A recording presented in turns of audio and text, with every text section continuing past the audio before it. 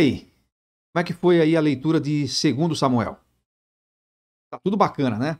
Apesar de todos os percalços, a gente chega no final desse livro com uma esperança. É o momento assim mais alto da história do povo de Israel. Tá tudo indo bem, apesar dos problemas, apesar dos pecados, apesar das dificuldades, mas está tudo indo bem. Agora a gente abre o livro dos reis.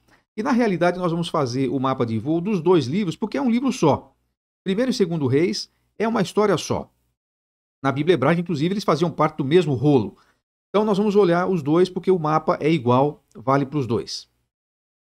Vamos para as divisões desses dois livros então. Nós apelidamos primeiro e segundo reis de os reis que vocês pediram. O povo de Israel não queria tanto ter um rei? Então tá bom, eu vou te dar reis. Disse Deus. Deu Saul, não foi lá essas coisas. Não, Davi foi legal. Primeiro Reis 1 a 11 tem lá o reinado de Salomão. Reinado glorioso sob vários aspectos. Talvez a época mais próspera financeiramente do povo de Israel em todos os tempos, mas com um final muito ruim, envolvido na idolatria, na apostasia, na influência de suas mulheres. Ele acaba se tornando alguém que se desvia de Deus e por causa disso, tudo o resto vai acontecer, não só no livro de Reis, mas no resto do Velho Testamento, com a segunda parte do livro, que é o reino é dividido. Até então, Saul, Davi e Salomão reinavam sobre todo o Israel, todas as tribos de Israel, as 12 tribos. Agora, no capítulos 12 e 13, vai acontecer a divisão do reino. Ele vai ser dividido em duas partes. Duas tribos, Judá e Benjamim, ficarão no sul e as 10 outras tribos vão formar o reino do norte. O reino, então, será dividido. E a partir daqui é que complica um pouco a leitura da Bíblia, porque a própria ordem cronológica dos livros vai mudar totalmente. E mesmo a leitura aqui dos livros de Reis fica complicado, porque ora ele vai se referir ao reino do norte, ora vai se referir ao reino do sul, e você precisa entender isso para poder compreender a leitura que você está fazendo.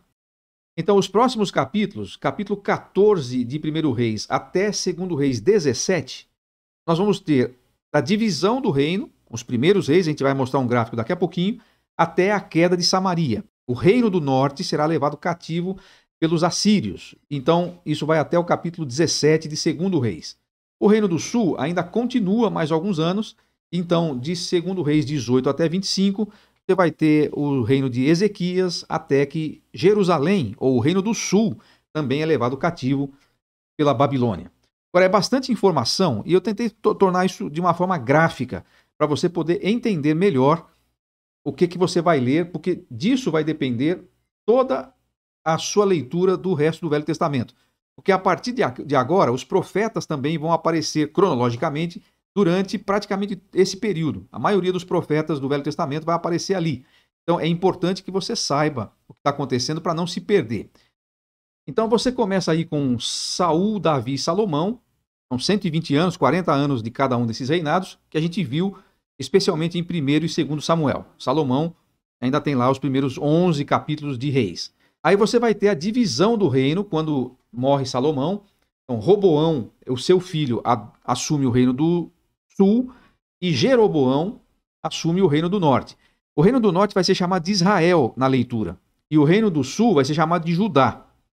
Então, quando ele falar fulano de tal passou a reinar sobre Judá, significa que é o reino do sul, capital Jerusalém. Quando falar o fulano de tal passou a reinar em Israel, é o reino do norte, capital Samaria.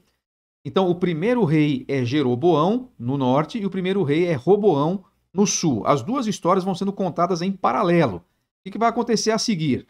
No reinado de Oséias, no reino do norte, 722 a.C., o reino se encerra porque ele é invadido pela Síria.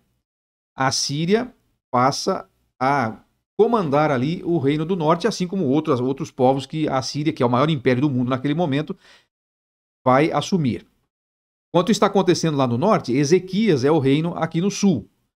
O reino do sul continua por mais alguns anos. E aí você vai encontrar Zedequias sendo o último desses reis. Tem mais 136 anos depois da queda da Síria. Mas o que vai acontecer com Zedequias? Isso inclusive na época do profeta Jeremias. O que vai acontecer é que a Babilônia vai invadir e vai levá-los cativos. Então, os dois reinos, no fim das contas, vão ser levados cativos. Mas a história ela vai sendo em paralelo, norte e sul, até Oséias, até o cativeiro da Síria, prossegue mais alguns anos somente no sul, até o cativeiro da Babilônia. Eu espero que isso te ajude a se situar ali na leitura.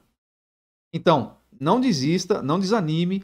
Pode parecer meio confuso, mas quando você tiver dúvida, volte nesse mapa e aí você vai conseguir acompanhar melhor e entender o que está acontecendo. Então, esse vai ser um período assim muito conturbado. Quais são as características desse período? Dá uma olhada aqui.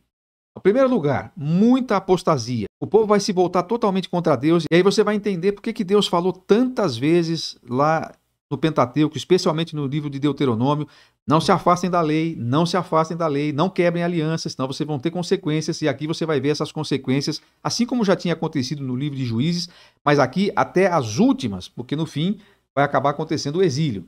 Outra coisa, muita idolatria, já desde o final do reinado de Salomão. Depois Jeroboão vai introduzir idolatria. Todos os reis praticamente do reino do norte serão idólatras, e depois que Acabe traz Jezabel para dentro do cenário, o culto a Baal vai se instalar e nunca mais vai sair, vai ser um negócio muito triste. A erotização da sociedade, a sexualização, a banalização do sexo, muito em função dos ídolos que eles faziam lá, dos rituais que eles adotaram. Violência e injustiça social, e sempre isso está ligado ao fato que eles abandonaram a lei. Lembra quando nós lemos o Pentateuco? Você tinha ali uma sociedade super justa, equilibrada, se eles tivessem seguido o que estava ali, mas eles abandonam a palavra de Deus, abandonam a lei, e o resultado é muita violência e muita injustiça social. Historicamente acontece em fatos importantes nessa época também. Já citamos a divisão do reino, o reino do norte e o reino do sul, vamos já falar um pouquinho mais sobre isso. O ministério dos profetas acontece muito fortemente nessa época, especialmente aquilo que nós chamamos de profetas literários, aqueles que têm os livros lá, Isaías, Jeremias. Lamentações não é um profeta, tá? Lamentações faz parte dos escritos de Jeremias, né? Mas Oséias, Joel, Amós, Obadias, Jonas, Miqueias, Naum, Abacuque, Sofonias. A maioria dos profetas do Velho Testamento vai exercer seu ministério durante esse período da monarquia dividida. Alguns no Reino do Norte, alguns no Reino do Sul. Alguns deles vão exercer o seu ministério depois do retorno de Judá para a terra, mas a gente vai ver mais lá para frente.